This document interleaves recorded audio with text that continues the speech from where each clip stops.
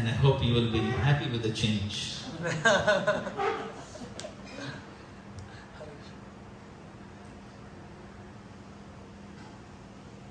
तो एक ब्राह्मण था जिसका नाम था सुशर्मा।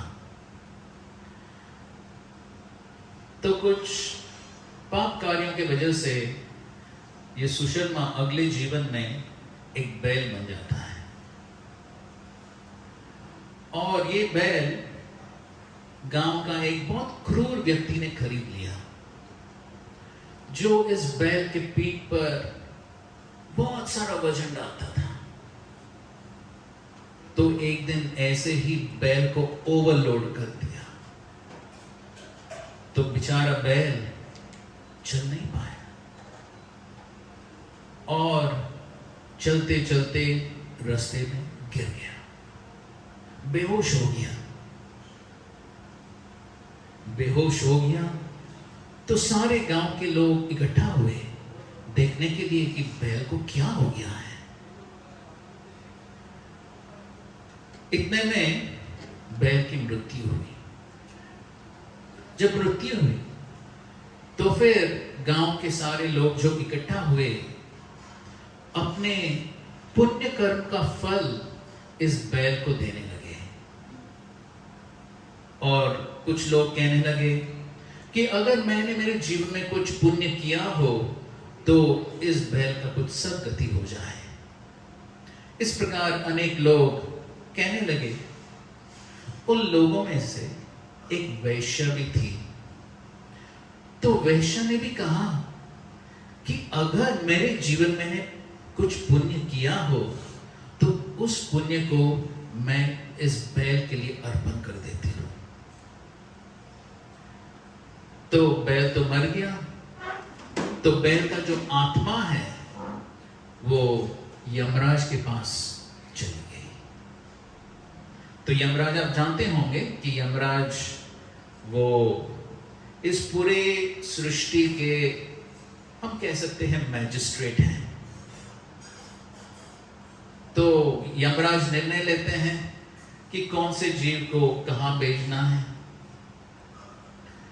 तो यमराज ने यह जो सुशर्मा था, जो बैल के रूप में था और शरीर छोड़ दिया, तो इसका अकाउंट देख लिया और फिर यमराज ने अपना निर्णय दिया। यमराज ने कहा कि क्योंकि आप बहुत पुण्यवान हो तो इसलिए अगले जीवन में तुम्हें एक ब्राह्मण परिवार में जन्म मिलेगा। तो सुशर्मा सोचने लगा कि मैंने क्या पुण्य किया है। मैं तो पिछले जीवन में बैल था, तो कैसे पुण्य मैंने किया। एनी केस अगले जीवन में एक ब्राह्मण परिवार में जन्म लेता है। तो जब ब्राह्मण परिवार में जन्म लेता है तो याद था, स्मरण था कि यमराज ने क्या कहा। यमराज ने क्या कहा था? यमराज ने कहा था कि क्योंकि तुमने बहुत सारा पुण्य इकट्ठा किया है तो इसलिए ब्राह्मण परिवार में जन्म मिलेगा। और यमराज ने यह भी कहा था कि क्योंकि वैश्य ने उसका पुण्य कर्म तुम्हें दिया था इसलिए ब्राह्मण परिवार में जन्म मिलेगा। तो सुशर्मा सोच रहा था कि वैश्य ने क्या पुण्य किया होगा। तो सुशर्मा ने, उस टाइम तो नहीं था लेकिन हम कह सकते हैं कि शायद गूगल सर्च किया होगा कि वैश्या का घर कहां है। तो किसी न किसी प्रकार से पता चल गया कि वैश्या कहां रहती है, और वैश्या के घर गए और अपनी जो कहानी है वो सुनाई और उनसे पूछा कि आपने क्या पुण्य कर्म किया था जिससे मैं अभी एक ब्राह्मण परिवार में जन्म मिला है, क्या पुण्य किया था? तो वेश्या ने कहा, वास्तव में मुझे भी पता नहीं कि मैंने क्या पुण्य कर्म किया, लेकिन इतना मैं जानती हूं कि मेरे घर में एक तोता है और वो तोता हर रोज कुछ श्लोकों का उच्चारण करता है। अच्छा, क्या मैं भी सुन सकता हूं? वो क्या श्लोक है? हाँ जरूर। तो वेश्या ने सुषमा को अंदर लेकर गई अपने घर में, जहां पर एक तोता पिंजरे में था। तो वेश्या ने तोता से कहा, श्लोक सुनाओ, मेहमान आए हैं। तो फिर तोता कुछ श्लोक बोलने लगा। आप में से किसी ने सुना है तोता कोई श्लोक बोलता है? सुना है ऐसे तोता? देखा? नहीं देखा, कोई बात नहीं, लेकिन ये बहुत स्पेशल तोता था। राधे राधे बोलते हुए सुना। अच्छा, तो राधे राधे बोल सकता है तो और भी कुछ बोल सकता है, श्लोक भी सुना सकता है।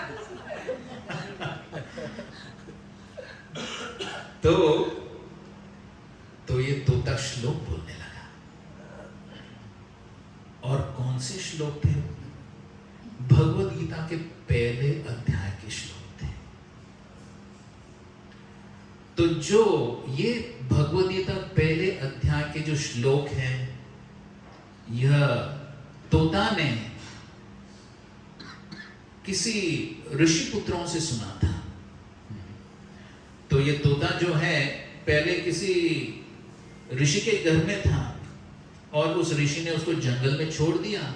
किसी ऋषि पुत्र ने उसको उठाकर अपने आश्रम लेकर गए और वहां पर इस तोते ने भगवद गीता के पहले अध्याय के कुछ श्लोक सुना था और वही श्लोक कंठस्थ किया था। और अब इस वेश्या के घर में वही श्लोक ये तोता सुना रहा था। और वही श्लोक कौन सुन रहा था? वेश्या सुन रही थी। और इसके वजह से उस वेश्या को इतना पुण्य प्राप्त हुआ कि जब उस पुण्य को इस वेश्या ने उस सुशर्मा को प्रदान किया जो बैल के शरीर में था, तो इस बैल को अगले जीवन में कौन सा शरीर प्राप्त हुआ? ब्राह्मण के घर में जन्म मिला। तो देखिए, this is the potency, the power of chanting verses of the first chapter of the Bhagavad Gita. There is so much benefits of chanting. So I'm sure we would all like to accumulate some punya in our lives. Am I right? And I'm sure we have come for this purpose, to accumulate some punya. हम हमारे जीवन के जो पुण्य हैं उसको जरूर हम बढ़ाना चाहते हैं। सही बात है या गलत है? सही है ना? शर्माइए नहीं, आप लोग जोर से बोल सकते हैं। ठीक है, आप में से कितने लोगों को अपने जीवन का पुण्य को बढ़ाना चाहते हैं? जरा हाथ ऊपर कर। ठीक है, इसमें कुछ संशय तो है ही नहीं। हम सब वही चाहते हैं, उसी के लिए हम यहाँ पर आए हैं। तो क्योंकि हमने अभी सीख लिया, सुन लिया कि कैसे भगवद गीता की जो पहले अध्याय के श्लोक इतने प्रभावशाली हैं, तो क्यों ना हम कुछ श्लोकों का उच्चारण करें? Are you ready for that? Yes. So should we hand over a few copies of the Yes, Gita to them? Yes.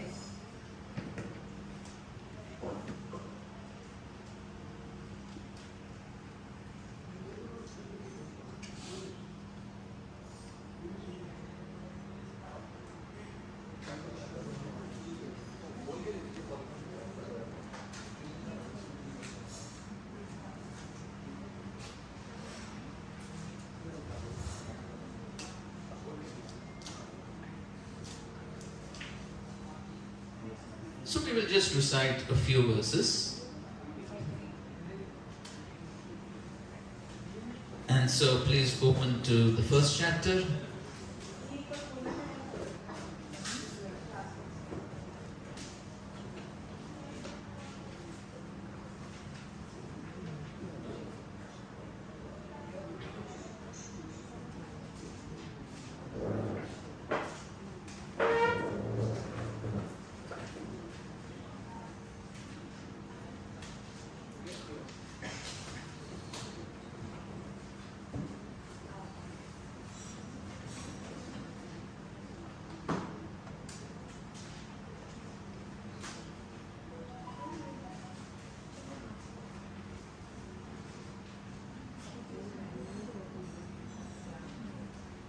Maybe they need some here.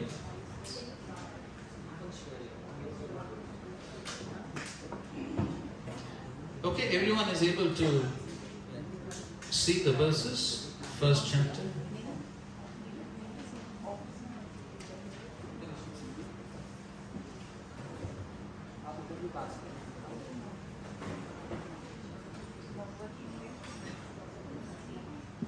I hope everyone got it now. Okay, तो कृपया करके जो पहला अध्याय है उसको खोल दीजिए.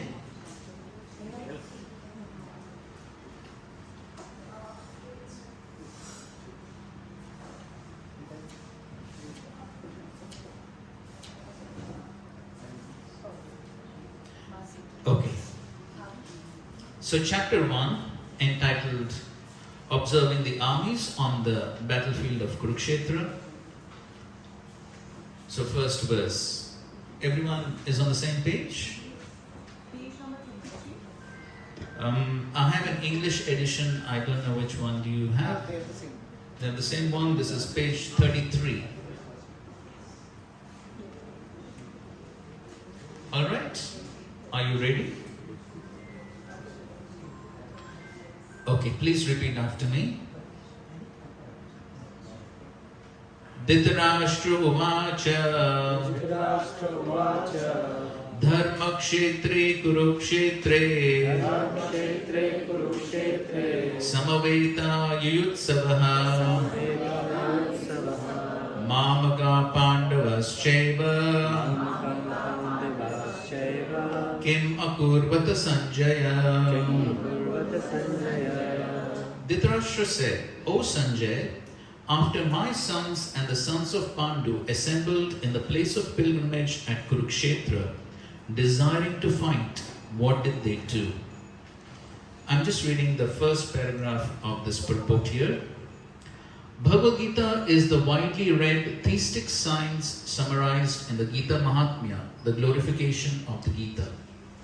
There it says that one should read Bhagavad Gita very scrutinizingly with the help of a person who is a devotee of Sri Krishna and try to understand it without personally motivated interpretations. The example of clear understanding is there in the Bhagavad Gita itself, in the way the teaching is understood by Arjuna, who heard the Gita directly from the Lord. If someone is fortunate enough to understand the Bhagavad Gita in that line of disciplic succession without motivated interpretation, then he surpasses all studies of Vedic wisdom and all scriptures of the world. One will find in the Bhagavad Gita all that is contained in other scriptures, but the reader will also find things which are not to be found elsewhere. That is the specific standard of the Gita. It is the perfect theistic science because it is directly spoken by the Supreme Personality of Godhead, Lord Shri Krishna. तो ये भगवद गीता जो है ये स्वयं भगवान श्री कृष्ण कुछ 5000 वर्ष पूर्व इसको अर्जुना को सुनाई थी. तो ये भगवद गीता जो है ये भगवद गीता मतलब भगवान का गीत है जो स्वयं भगवान ने सुनाई थी.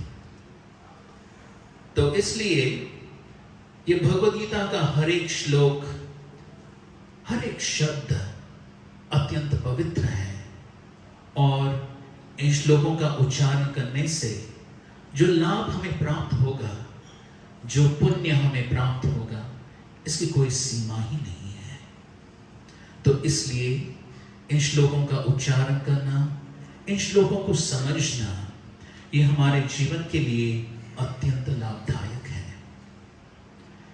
यहां पर हम देख रहे हैं इस श्लोक का उच्चारण कर रहे हैं Dhritarashtra.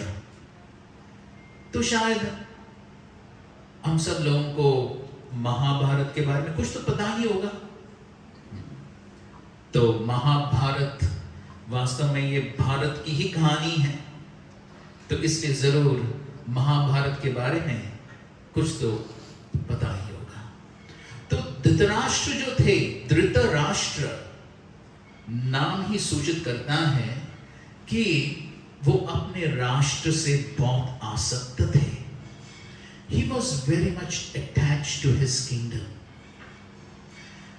And therefore, even though the Pandavas were rightful heirs to the kingdom, we know how King Pandu died. And as a result, Dhritarashtra was to become the king. Dhritarashtra राजा बनने वाला था, लेकिन वो राजा क्यों नहीं बन पाए?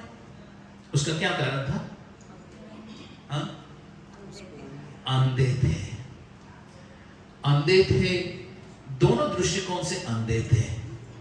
भौतिक दृष्टिकोण से भी अंधा था और आध्यात्मिक दृष्टिकोण से भी. Because of his great attachment to his kingdom, therefore he was not ready to part with anything to the Pandavas. वो पांडवों के लिए कुछ भी नहीं देना चाह रहा था. पांडव लोगों ने कहा, हम तो क्षत्रिय हैं, कम से कम 5 गांव दीजिए हमें शासन करने के लिए. लेकिन धृतराष्ट्र और दुर्योधन ने मना किया और उन्होंने कहा, हम उतनी जमीन भी नहीं देंगे. कितनी जमीन? सुई के नोक के बराबर जमीन भी हम देने के लिए तैयार नहीं हैं. इतने आसक्त थे. क्यों? ये ईर्ष्या का खेल है. The root cause of material existence and the root cause of all problems of material existence is envy, ईर्ष्या. और इस ईर्ष्या के वजह से हम देखते हैं कि इस संसार में हर एक व्यक्ति स्पर्धा करता है. There is competition. There is competition between any two individuals in this world. And if you are thinking that there is only competition between human beings, sorry sir, it's not only amongst human beings, but there is competition even amongst animals. Have you heard that? Even amongst animals there is competition. And I will tell you 2 stories to indicate this. तो एक बार एक कुत्ता जा रहा था. कुत्ते को कुछ खाने को मिल गया, तो उसको मुंह में लेकर वो चल रहा था. तो बीच में एक ब्रिज आ गया. तो जब ब्रिज के ऊपर चल रहा था कुत्ता, तो नीचे पानी में उसने क्या देखा? रिफ्लेक्शन, अपनी प्रतिबिंब को देखा. लेकिन कुत्ता तो कुत्ता है, कम बुद्धि वाला है. तो कुत्ता ने सोचा कि पानी में कौन है? और एक कुत्ता है, और उस कुत्ते के मुंह में भी कुछ खाने के लिए चीज है. तो उसने सोचा, अरे ये कैसा संभव है? सब चीज तो मेरे लिए है, इस कुत्ते के पास कैसा है? तो बहुत क्रोध आ गया. तो क्रोधित होकर भौंकने लगा. तो जैसे भौंकने लगा तो क्या हो गया? जो अपने मुंह में था वो भी गिर गया. ईर्ष्यालु व्यक्ति का ये हाल होता है. और एक कहानी है. तो एक बार जंगल में सभी जानवरों ने मीटिंग की. केवल मनुष्यों में मीटिंग नहीं होती है, जानवर भी मीटिंग करते हैं. तो जानवरों ने मीटिंग क्यों की? क्योंकि जानवरों ने देखा कि ये जो जंगल का राजा है, सिंह, लायन, वो अलग अलग जानवरों को खा लेता है, पता नहीं चलता है कब खाएगा. तो इसलिए जानवरों ने मीटिंग करके निर्णय लिया कि आज से हम क्या करेंगे, आज से एक एक जानवर उस सिंह के पास जाकर स्वेच्छा से उस सिंह का भोजन बन जाएगा। ठीक है, तो उन्होंने अपना निर्णय सिंह को सुनाया। सिंह तो बड़ा प्रसन्न था, क्योंकि अभी बहुत आसानी से खाने को मिल जाए। तो हर रोज एक जानवर जाता था भोजन बनने के लिए। किसके लिए? सिंह के लिए। तो एक दिन खरगोश की बारी, खरगोश का टर्न आ गया। तो ये खरगोश बहुत बुद्धिमान था, तो जानबूझकर लेट गया। In English there is a saying, a hungry man is an angry man. सुना है? When one is hungry, he becomes very angry. So the rabbit went late, and the lion was extremely angry. Why has my food come late? तो जैसे खरगोश आ गया तो डांटने लगा, तुम late क्यों आए? मैं इंतजार कर रहा था मेरे भोजन के लिए। तो खरगोश ने कहा, माफ कीजिए मिस्टर लायन, लेकिन मेरी गलती नहीं है। एक्चुअली क्या हुआ कि रास्ते में और एक सिंह था, और उस सिंह ने मुझे पकड़ लिया, और उस सिंह मुझे खाने वाला था।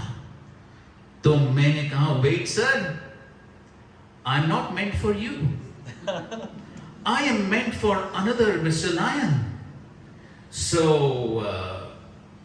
if you want to eat me, at least you have to allow me to take permission from the other lion. So the lion said, oh, is that the matter? अच्छा, और एक सिंह है, और एक लायन है, कहाँ है वो? दिखाओ। खरगोश ने कहा, जरूर जरूर दिखाऊंगा।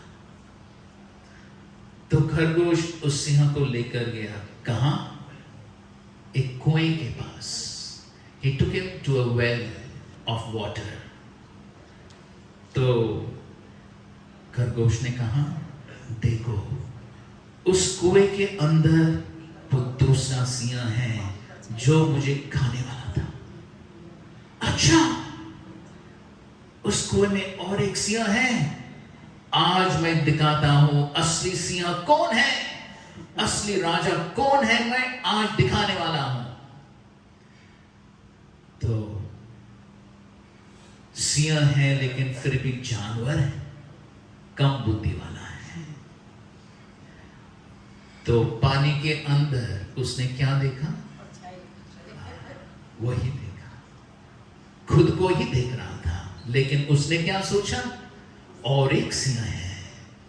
और बहुत क्रोध में आकर सिंह गर्जना करते हुए वाह करके छलांग लगाया कुएं में, और क्या हो गया? मर गया, और सारे जानवर बच गए। कहने का तात्पर्य यह है कि जानवरों में भी ईर्ष्या होती है।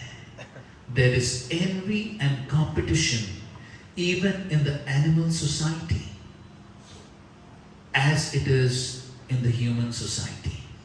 And therefore, we find that in every section of the society, whether we are corporates, whether we are businessmen, whether we are doctors, engineers, lawyers, in every field we find, as they say, cutthroat competition.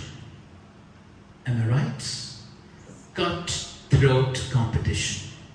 That means one is even ready to cut another person's throat to be the winner, to get what I want. But from these stories we understand that when one is envious, is he the gainer or the loser? Let's hear it from you. When one is envious, on the basis of these two stories that we just told you, when one is envious, is he the gainer or the loser? Let's take a vote. How many of you say an envious person gains? Please raise hands. No. So you're all convinced that an envious person doesn't gain. An envious person only loses. There is no gain. An example is sometimes given that sometimes an envious person is so angry. एक ईर्ष्यालु व्यक्ति बहुत क्रोधित होता है. वो सोचता है, this competitor of mine, I will finish him. I will take a burning hot coal, जलता हुआ कोयला लेकर मैं उसके मुंह पर फेंक दूंगा. लेकिन जब तक वो जलता हुआ कोयला पकड़ता है तो क्या होता है? क्या होता है? खुद का हाथ जलता रहता है. तो उसमें लाभ है या नुकसान है? नुकसान ही है. We see in the life of Dhritarashtra, he was so envious that he did not even want to part with as much land occupied by the tip of a needle. He was so envious. And not only that, he made so many plans, nefarious plans, to finish off the Pandavas. He tried to burn them in a house of lac. Fortunately, they escaped. He tried to poison Bhima with deadly poison. So many different attempts of murder due to envy. But the ultimate results, did Dhritarashtra lose or gain? In the ultimate issue, at the end of the battlefield of Kurukshetra, what happens? Dhritarashtra lost everything. He lost his kingdom. He lost his 100 sons. He lost everything. That was the ultimate result of envy. And so therefore, even though we are living in a world where there is so much competition, हालांकि हम ऐसी दुनिया में रह रहे हैं जहां पर हर दो व्यक्तियों के बीच में स्पर्धा है, कंपटीशन है, लेकिन फिर भी अगर हम भी उस ईर्ष्या के वशीभूत हो जाते हैं तो फिर हमारे लिए नुकसान है. तो इसलिए जब हम इस बात को समझते हैं कि हर एक व्यक्ति, हर एक इंसान अलग है, भगवान हर एक इंसान के लिए, हर एक व्यक्ति के लिए कुछ दिया है, कुछ ज्यादा दिया है, कुछ कम दिया है. और जब हम जो भी भगवान ने दिया है उन चीजों से जब हम संतुष्ट रहते हैं, ईर्ष्या को छोड़ देते हैं, तो फिर हम संतुष्टि और समृद्धि और आनंद का जीवन जी पाते हैं. आगे इस पहले अध्याय में हम देखते हैं कि Duryodhan, he goes to his commander in chief Dronacharya, और इन श्लोकों में ये पूरा सेक्शन है इस भगवद गीता के पहले अध्याय में 3 से लेकर 11 तक. इन श्लोकों में हम दुर्योधन की कूटनीति के बारे में हम पढ़ते हैं. So Duryodhan was an expert diplomatic king. He was so expert. He was definitely a very competent king. In these verses, we can see his competence. We will not be going through all the verses, but just one verse to indicate his very smart, competent, diplomatic nature. And we would request you to kindly open your books to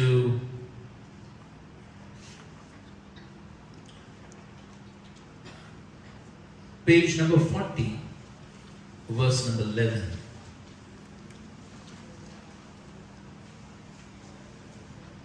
Are you with me? श्लोक number 11 बोलते हैं। हाँ जी, श्लोक क्रमांक 11. So let's recite.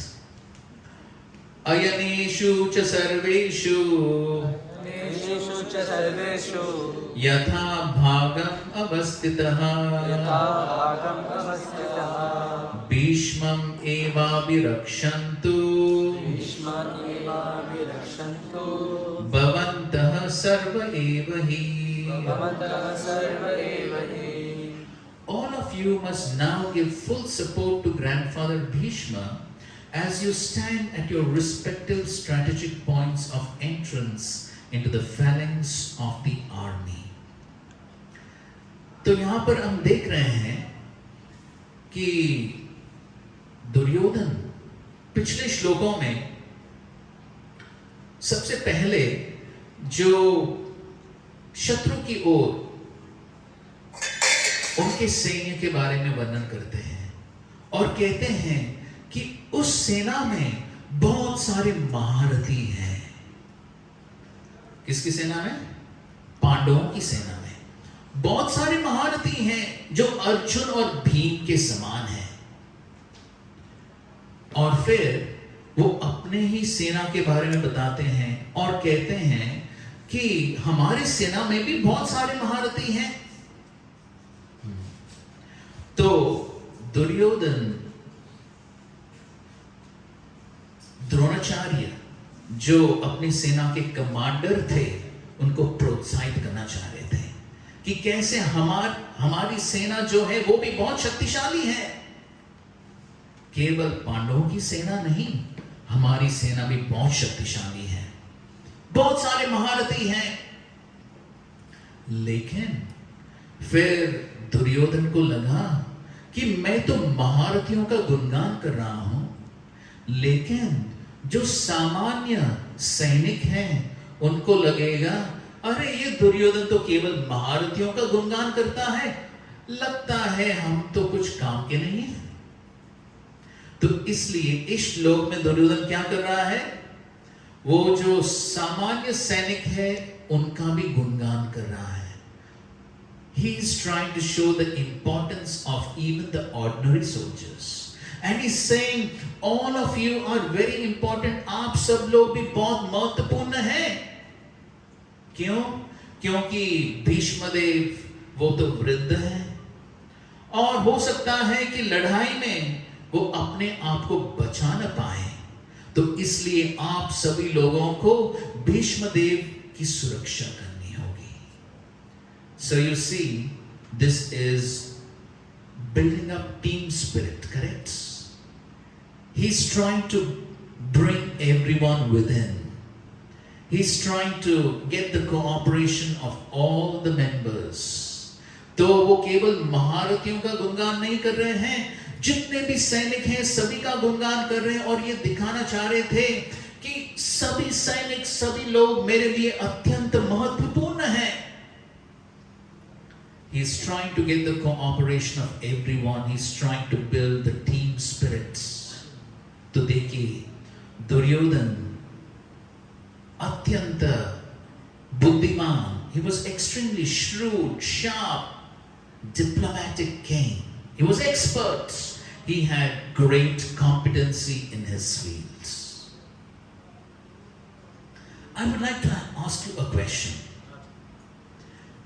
In any field, कोई किसी भी क्षेत्र में, बिजनेस का क्षेत्र हो, कॉर्पोरेट क्षेत्र हो, or engineers, lawyers, whatever field you may take, is competency sufficient? What do you think? Is competency sufficient in any fields, or do we require something else? Any thoughts, any guesses? Anyone would like to share? हम बोल रहे हैं कि एक व्यक्ति को अपने अपने क्षेत्र में स्किल्ड होना जरूरी है, कुशल होना जरूरी है, वो बात सही है। लेकिन क्या ये कुशलता जो है ये पर्याप्त है या और भी कुछ चीज की जरूरत है किसी भी क्षेत्र में? आपको क्या लगता है? और भी जरूरत है। क्या जरूरत है? जो सही बताएगा उसको एक गुलाब जामुन मिलेगा। ये तो होनी चाहिए ना सब चीजों। हाँ जी, ऑलराउंडर होना चाहिए, सब चीजों का पता रहना चाहिए। हाँ वो बात सही है, ऑलराउंडर तो होना ही चाहिए। ममता जी वॉन्ट्स टू सीमित क्यों रहोगे? I think little craftiness is what you're hinting at. Is also Yes, no, I'm asking a question. So yes, Duryodhan already had the craftiness, he had the skill, he had the diplomacy, he had all that. But our question is, besides that, is something else also required for a person to actually be successful in life? उसकी तो सोच ही खराब थी ना। हम बहुत सारे हाँ। गुलाब जामुन लेके आए हैं, एक माता जी का हो गया पक्का, और किसको लगा है? कैसे भी हो। Okay, so you're saying God. Okay, very good answer. Thank you for that. Pure soul. Pure soul. Okay, that's also a good answer. Something else? Humbleness. Humbleness. Okay, that's very nice answer. Very nice answer. Yes, sir. Dedication and Prabhu Kripa. Dedication and Prabhu Kripa. Excellent answer. Very nice. Very nice. Nehal Yes, yes. Satisfaction. Satisfaction. Okay, very good. Very good. Empathy. Empathy. Okay, that's also a very good answer. All answers are good, and I think so. We can combine all of them into one word, and that is character. So there are two important words: competence and character. एक है कुशलता और दूसरा है व्यक्ति का चरित्र। तो जब दोनों मिल जाता है तो फिर व्यक्ति सफल हो सकता है अपने क्षेत्र में। तो हम देख सकते हैं कि दुर्योधन कुशल थे अपने क्षेत्र में, लेकिन एक चीज की कमी थी, वो क्या? चरित्र। There is a very famous English saying. I will speak it in English first and then I'll translate it to Hindi. It is said, if a man loses wealth, if a person loses wealth, he loses something. If he loses health, he loses much more. But if he loses character, he loses everything. अगर एक व्यक्ति धन को खो देता है, कुछ खो देता है, अगर स्वास्थ्य को खो देता है, कुछ और खो देता है, लेकिन अगर व्यक्ति चरित्र को खो देता है तो सब कुछ खो देता है. He loses everything. And therefore we find that Duryodhan, he was expert. वो तो पूरी तरह से राजा बनने के लिए योग्य थे, कुशल थे, बहुत सारी योग्यताएं थी, लेकिन क्योंकि चरित्र नहीं था तो अंत में सब कुछ विनाश हो गया. Later on, from the 14th verse onwards, 14वें श्लोक से 20 नंबर श्लोकों में, इन श्लोकों में हम देखते हैं युद्ध शुरू होने से पहले ही अर्जुन की जीत के कुछ चिन्ह हैं. There are signs of victory on the side of Arjuna. We will recite one verse. हम एक श्लोक का उच्चारण करेंगे.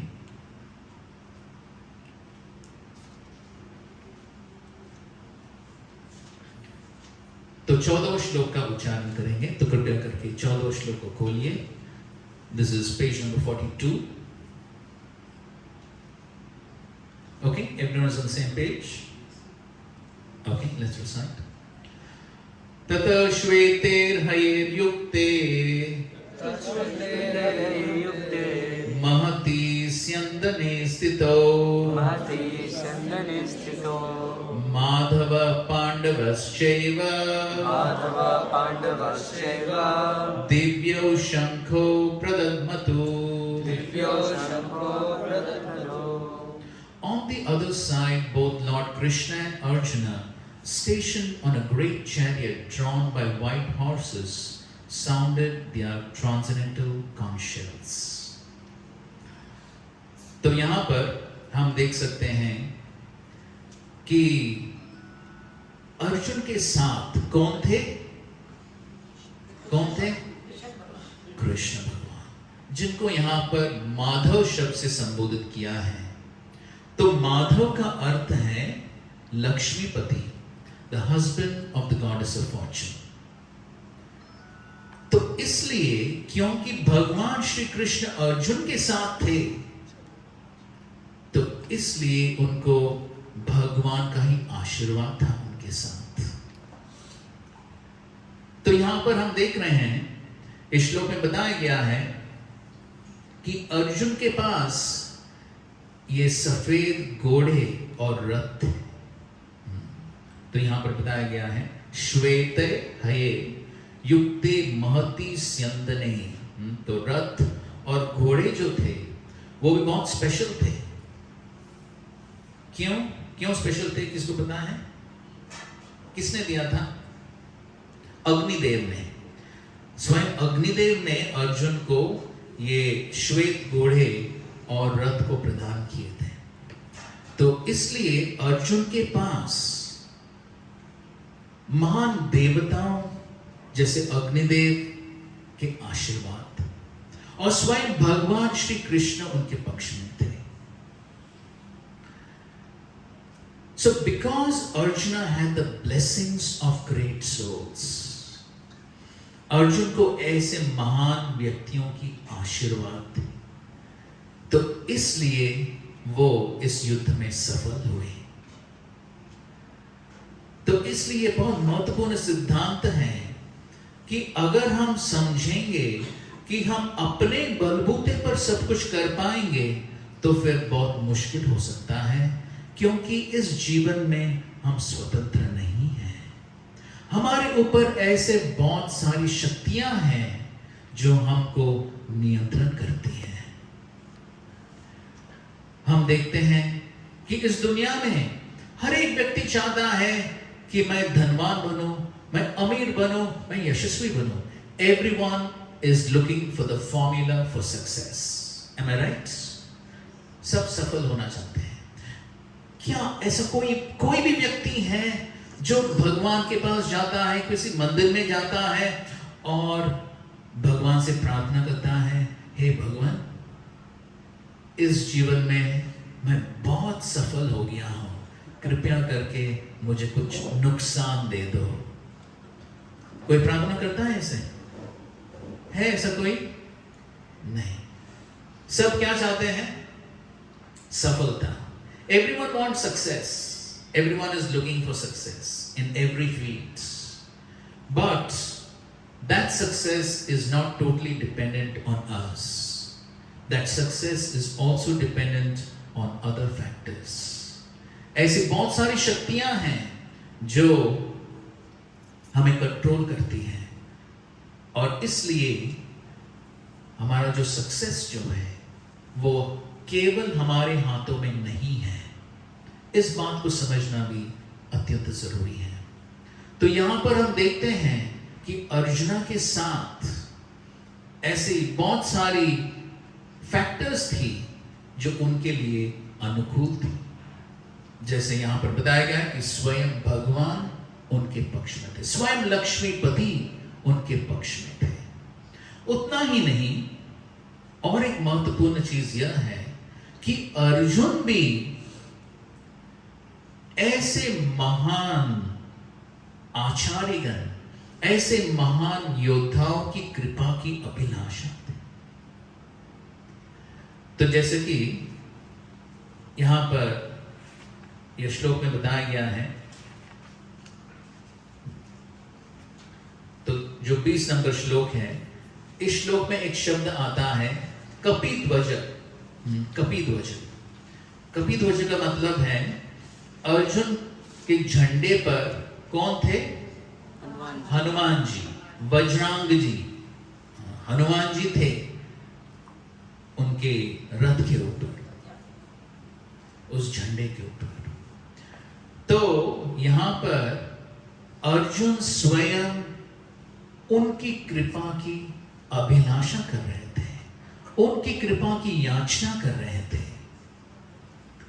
और इस प्रकार जब हम हमारे पूर्ववर्ती आचार्यगण, हमारे जो पूर्ववर्ती जो महान संत हैं, साधु हैं, जो भगवान के प्रतिनिधि हैं, जब हम उनकी कृपा की याचना करते हैं तब हम सफल हो सकते हैं।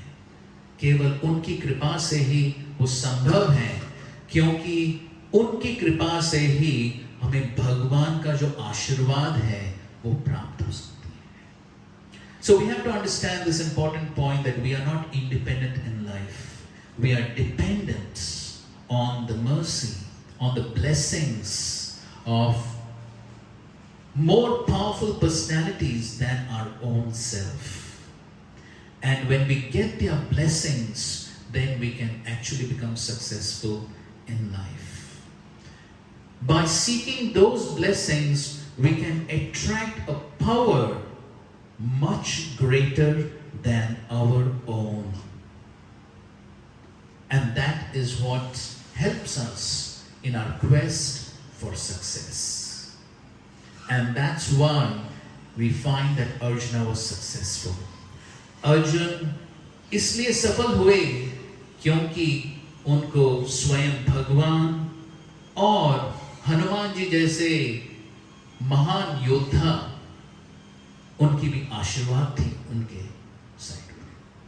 So these are some very important factors to become successful in life.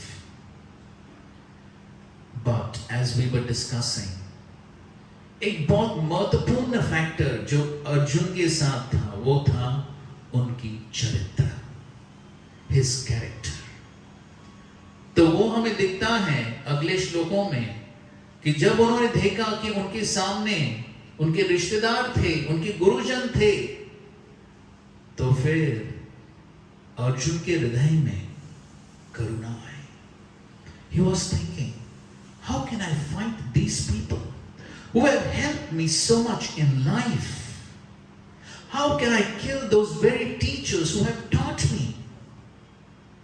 His heart melted with compassion. His heart melted with gratitude. वो कृतज्ञ थे अपने परिवार वालों के प्रति, अपने गुरुजनों के प्रति। वो सोच रहे थे मैं इनको कैसे मार सकता हूं, वो मुझे संभव नहीं है। और फिर वो बहुत सारे कारण देते हैं कि क्यों वो इन सारे लोगों को मान नहीं सकते हैं। और फिर वो अपने धनुष को, गांडीव को नीचे रख देते हैं और भगवान से कहते हैं, हे भगवान, मैं युद्ध नहीं कर सकता हूं। तो ये एक सारांश है इस भगवद गीता का पहला अध्याय। तो इस पहले अध्याय से हम सीख सकते हैं कि अगर हम धृतराष्ट्र जैसे ईर्ष्यालु हैं, अगर हम दूसरे लोगों से गलत भाव से स्पर्धा करते हैं, तो हम कभी यशस्वी नहीं हो सकते, हम सफल नहीं हो सकते हैं। अगर हम दुर्योधन जैसे बहुत कुशल हैं, we are very competent, we are very skillful, but if we don't have the character, कुशलता है लेकिन चरित्र नहीं है, चरित्रहीन है, तो फिर वो अपने जीवन में किसी भी क्षेत्र में अंततः सफल नहीं हो सकते हैं। तो इसलिए सफल होने के लिए कुशलता की जरूरत तो जरूर है, लेकिन साथ साथ में चरित्र होना ये भी अत्यंत आवश्यक है। और अंत में हमने देखा कि अर्जुन के साथ अर्जुन क्यों सफल हुए, क्योंकि एक ओर कुशलता थी, चरित्र था, और साथ साथ में पूर्ववर्ती आचार्यगण, साधुगण और योद्धा जैसे हनुमान जी, उनका भी आशीर्वाद था. He had the blessings of all these great personalities, and therefore he was successful. And so therefore, whatever field it may be, whether it is business, whether it is companies, whether it is being a doctor or a lawyer or an engineer, in any fields, we can learn from these characters in this first chapter and learn how to be truly successful in life. तो इस भगवद गीता का जो पहला अध्याय है, इस अध्याय से हम सीख सकते हैं कि कैसे हम अपने जीवन में किसी भी क्षेत्र में कैसे हम सफल हो सकते हैं, जो हम सब चाहते हैं. और अंततः सफलता जो है वो यह है कि हम इस जीवन में आनंद प्राप्त करें. हम सब आनंद की खोज में हैं, और वो आनंद जो है तभी प्राप्त होगी जब हम जो आनंद का भंडार है, जो स्वयं भगवान है, उस आनंद के भंडार से अगर हम अपना रिश्ता जोड़ लेते हैं तो फिर हम भी उस आनंद की अनुभूति कर पाएंगे. By linking ourselves to the source of all happiness, that is the Supreme Personality of Godhead Sri Krishna, we can also get an access to that eternal happiness, and we can find true happiness and satisfaction in life. And that's what the Bhagavad Gita teaches us, how to re-establish our relationship with the Supreme Personality of Godhead Sri Krishna. Bhagavad Gita हमें सिखाती है कि कैसे हम अपना शाश्वत रिश्ता भगवान श्री कृष्ण के साथ उसको पुनः स्थापित कैसे करें, वो भगवद गीता सिखाते हैं. और इस कलयुग में ये बहुत आसान तरीका वही स्वयं भगवान श्री चैतन्य महाप्रभु के रूप में आके हमें सिखाया है कि उस रिश्ता को हम स्थापित कर सकते हैं एक बहुत ही सरल मार्ग से, और वो है इस हरे कृष्ण महामंत्र का जप से. हरे कृष्णा कृष्णा कृष्णा हरे हरे, हरे राम राम राम हरे हरे. बहुत बहुत धन्यवाद. I thank you very much for your kind presence and your patient hearing. Hare Krishna. So now we can take some questions if you would like to ask some questions. अगर किसी का कोई प्रश्न है तो पूछ सकते हैं. पूछिए जैसे भी आपको questions. तो जी अर्जुन को कृपण कहा जाता है भागवत गीता में. कृपण क्यों कहा जाता है? वो एक सवाल कर रहा है कृष्ण जी से, क्वेश्चनिंग कृष्ण जी कि I don't want to fight with my elders and my हाँ जी. Relatives and all that. तो ठीक है, इनका सवाल यह है कि अर्जुन को कभी कभी कृपण भी कहा गया है, तो ऐसा क्यों?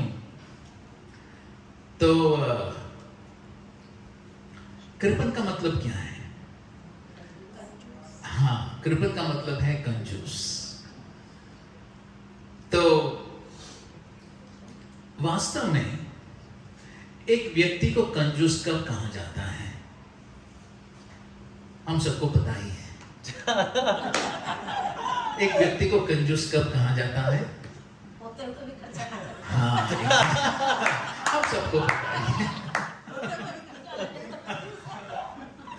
तो बहुत धन होते हुए भी जब हम उसको खर्चा करने के लिए तैयार नहीं होते हैं तो ऐसे व्यक्ति को कंजूस कहा जाता है. तो हमें एक बहुत ही मूल्यवान चीज प्राप्त हुई है, और वो क्या है? वो है यह मनुष्य देह. This human body is the most precious gift, the greatest wealth that we may have. क्यों? क्योंकि इस मनुष्य देह में ही हम भगवान के साथ जो हमारा संबंध है उसको पुनः स्थापित कर सकते हैं।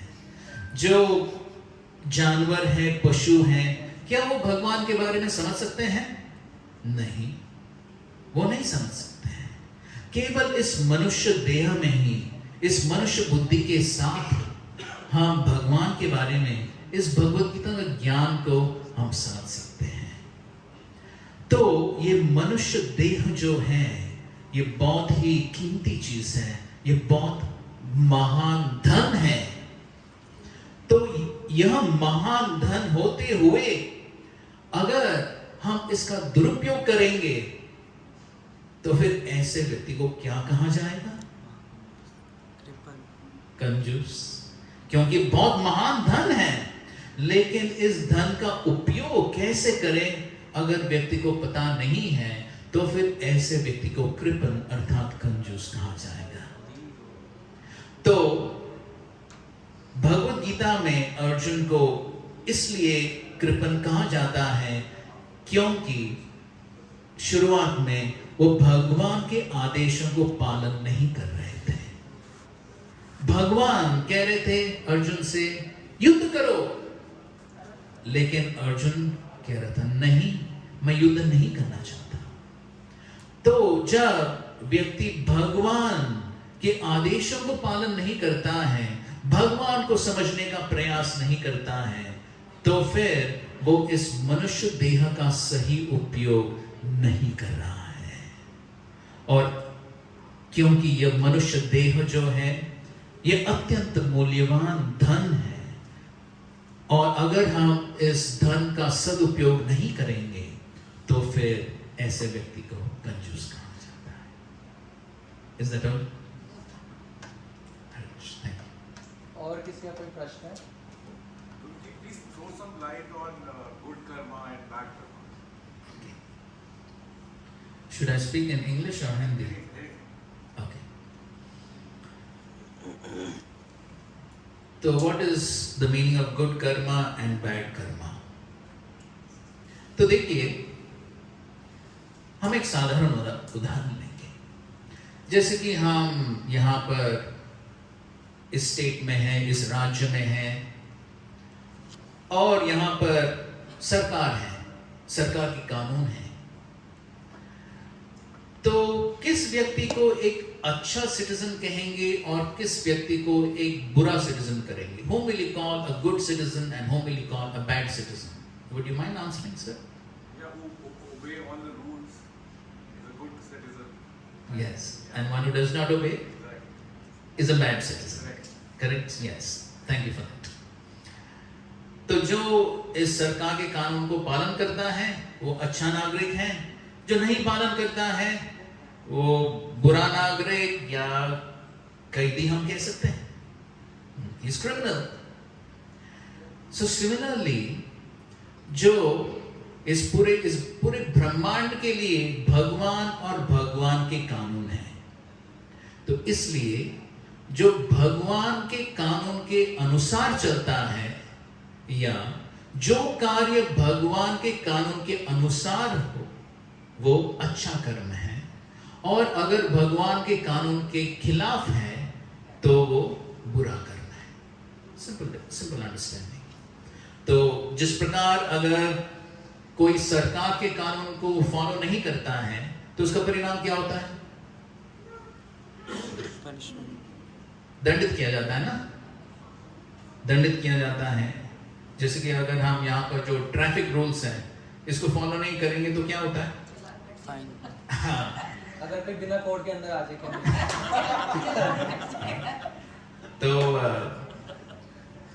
तो तभी अगर समझो कोई पुलिस आकर कहता है कि देखो भाई साहब आपने सिग्नल तो इसलिए कितना फाइन भरना पड़ता है सिग्नल तोड़ने के लिए? ठीक है, 500 रुपये। तो वो कहते हैं 500 रुपये दे दो। तो अगर आप कहेंगे सर मुझे ये कानून पता नहीं था, क्या वो छोड़ देगा? नहीं। So therefore it is said ignorance of law is no excuse. कानून की अज्ञानता एक बहाना नहीं है। तो फिर वो कहेगा कानून तो पता होना चाहिए, आप यहां रह रहे हो तो कानून पता होना चाहिए। तो उसी प्रकार इस सृष्टि में भगवान के कानून हैं और वो कानून को जानना जरूरी है। तो अगर हम वो कानून को नहीं जानेंगे, पालन नहीं करेंगे, तो परिणाम क्या होगा? दंडित किया जाएगा। तो जो भी दुख हम भुगतते हैं इस जीवन में, वो वास्तव में क्या है? वो दंड है, जब हम भगवान के कानूनों को फॉलो नहीं करते हैं। So this is basically what is good karma and bad karma. So if we follow the laws of God, that is good karma, then we get some benefit from that. We get happiness, we get a higher destination. But if we don't follow the laws of God, then we are punished, we get suffering. So this is basically what is good karma and bad karma. तो इसलिए भगवान के कानून क्या हैं वो जानना जरूरी है। और वो भगवान के कानून कहाँ दिया है? इन शास्त्रों में दिया है, भगवत गीता जैसे शास्त्रों में दिया है। तो इसलिए इन शास्त्रों को जानना ये अत्यंत आवश्यक है। Is that okay, sir? Yeah, thank you. Thank you so much. Yes, sir. आचार्य जी कुछ शंकाएं हैं हाँ जी। express them.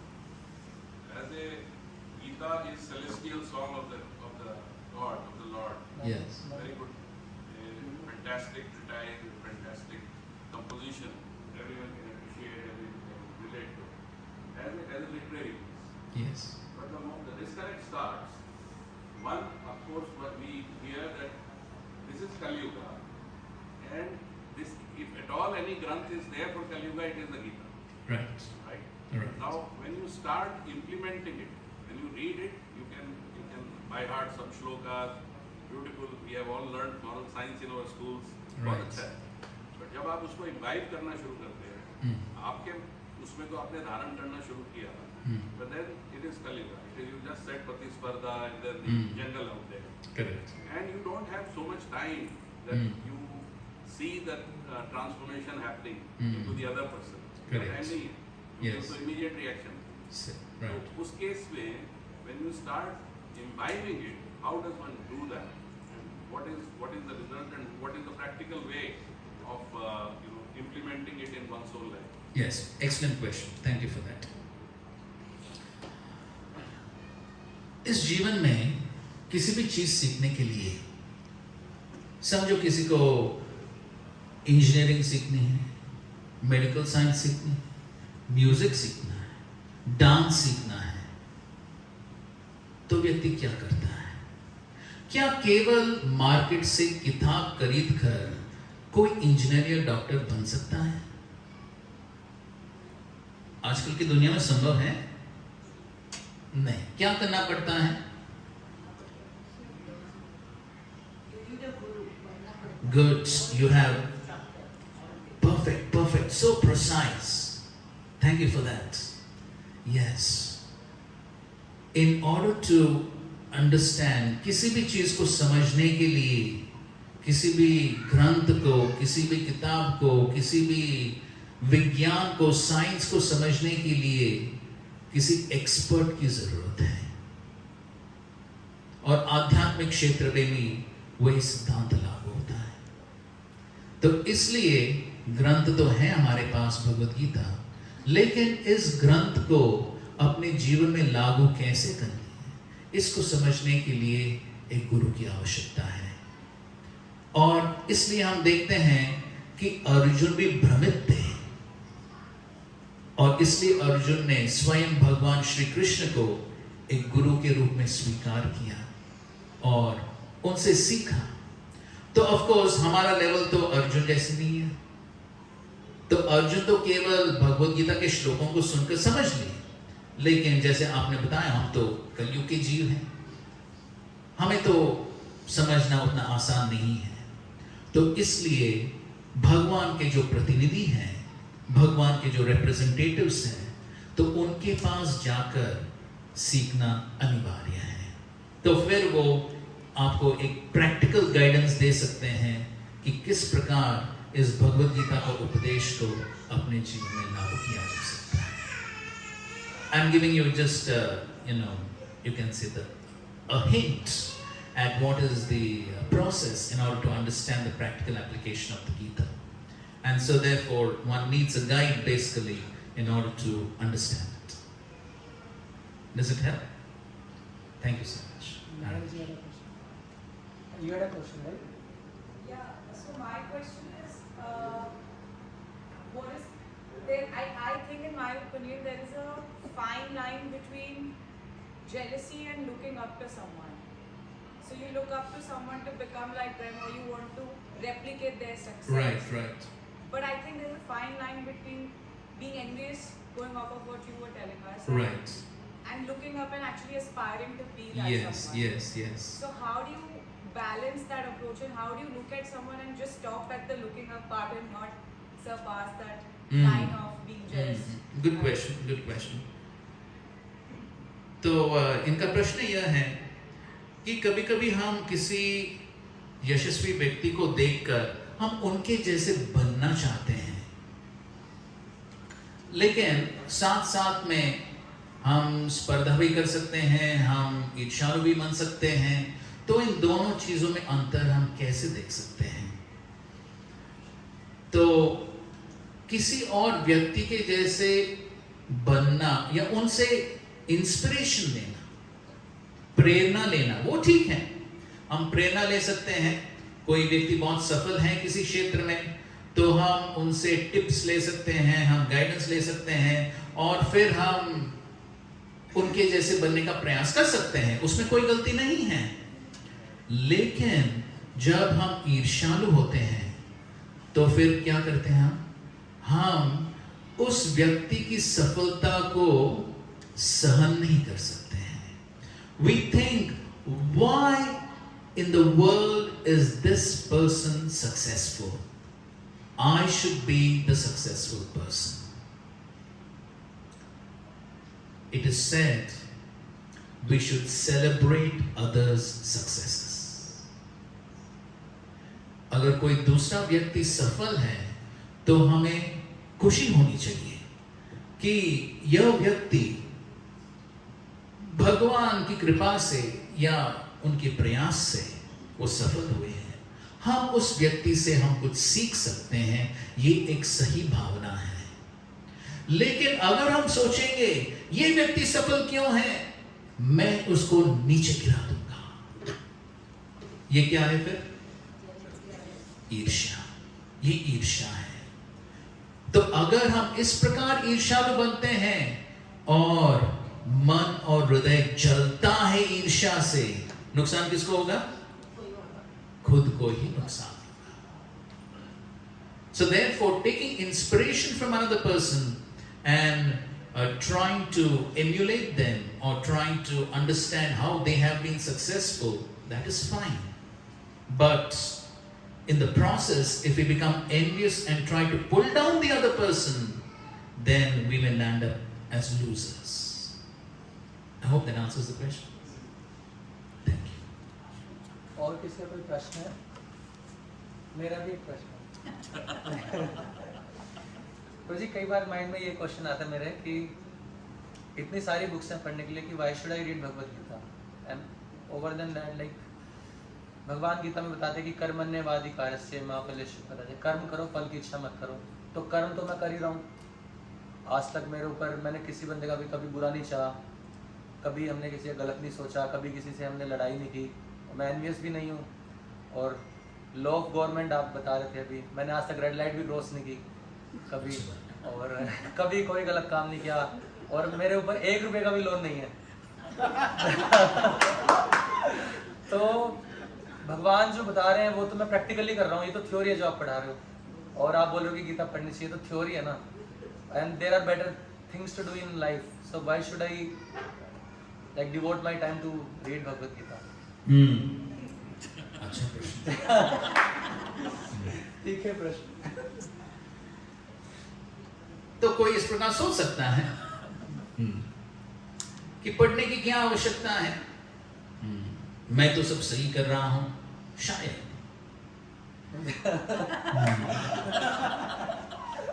तो क्या जरूरत है? जैसे हम चर्चा कर रहे थे कि अर्जुन के केस में वो सफल इसलिए हुए